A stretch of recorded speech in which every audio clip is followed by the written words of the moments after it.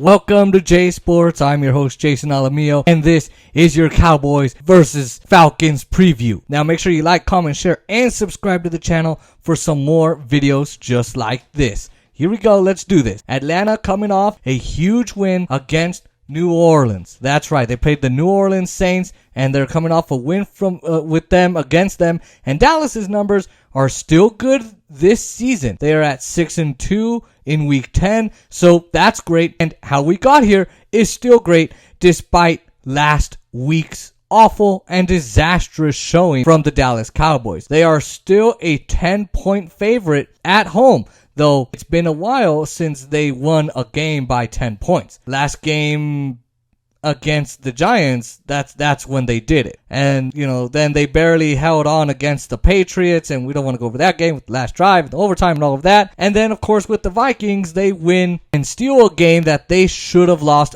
with Cooper Rush. And, of course, then immediately fail against the Broncos last week. The Falcons already played their first 3 NFC games all in the first 4 weeks in the season in the NFL. They had a blowout at week 1. They lost against the Bucks, barely lost against the Giants, and then barely lost to Washington. Although, that's a game which they should have won, especially with a quarterback like Taylor Heineke, who is, not good at all. He's actually trash. Oscar Montiel, my good friend, has already admitted it. But then they took on the Jets in London, winning 27-20. Then they beat the Dolphins 30-28, lost against the Panthers, though it was a low-scoring affair there, and they beat the Saints, of course, this last time, and they sit now at a 4-4 record. The Cowboys should win it. Hopefully win it easily. I don't know this week, but they should hopefully win it tomorrow. Now, will they win it? It's a must-win game for the Cowboys. I'll just say that. It is a must-win game. Sure, they can lose, still win the NFC title, but again, they need a playoff spot, so it's a must-win. Now, it's time to see what this team is made of, the Cowboys. It's fine, like I said, to lose games, but it's to who they lose and who they lost to and how they lost that matters. If they lose by like a field goal, maybe it was a garbage call by the officials, whatever that is, fine. If they lose it kind of close, but they put up a fight.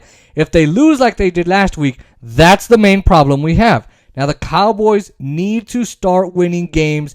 These next few weeks are absolutely important in terms of seeding for teams in the playoffs. They have the Falcons.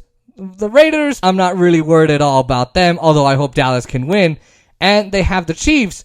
I am worried about that. And their defense is all right, like Oscar says. And there's ways around Mahomes, and hopefully they put pressure on him. And then we have the Saints, and then Washington. We have higher expectations for the team, especially against Washington. Washington, Dak against Heineke. That's a no-brainer. Dak is definitely better. Are the Cowboys going to pull it together? We have to see there. We can't lose in the first round of the playoffs. The Cowboys are at a 10-point spread. The over-under is at 53.5. So this is expected to be a high-scoring game. Looking at the Falcons' defense, though, it's not that great. So hopefully, Dak and the rest of the offense can actually play good football for once.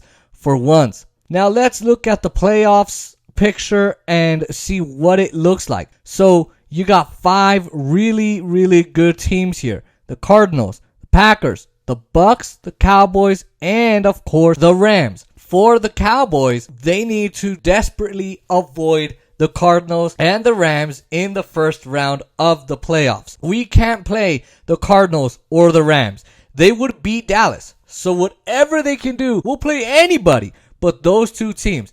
More than likely, probably the Cardinals will make the Super Bowl. They'll make the Super Bowl. Dallas just needs to get to the Super Bowl. They need to. Now, they need to keep winning games moving forward.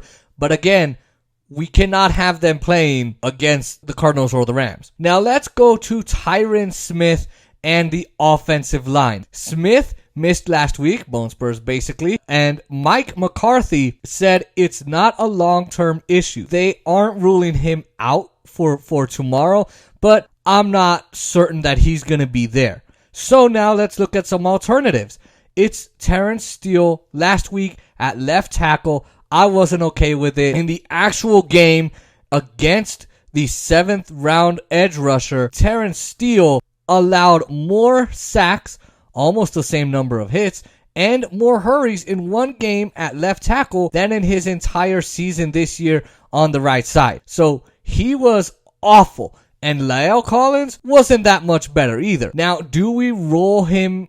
Do we roll with Steele and Collins again this week, that 1-2 punch? Or do you bring Tyron Smith back or Tyan Secchi? I don't know. Let me know in the comments. Who do you think they should bring back?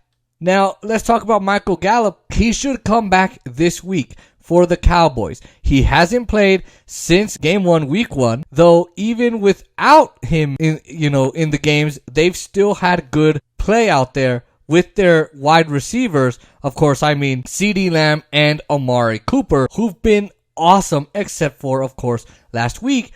And, of course, Cedric Wilson, who's been a nice surprise for the team. He's got 19 catches, 280 yards, and 3 touchdowns this season. He's been able to make some nice, awesome plays after the catch with the ball in his hands. So now there's a question of how does Dallas handle bringing Michael Gallup back into the game when the wide receivers already go 3 deep with Wilson out there, right? So you could see a heavier wide receiver rotation. So maybe Gallup won't get the same number of snaps he would have, or maybe you rotate out Lamb and Cooper so they stay fresh and healthy throughout the year and, of course, rested for the big games. Or maybe you rotate in Wilson and Gallup.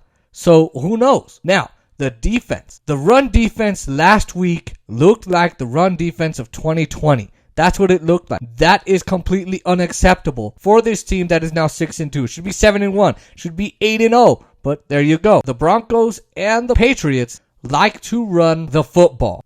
Who else?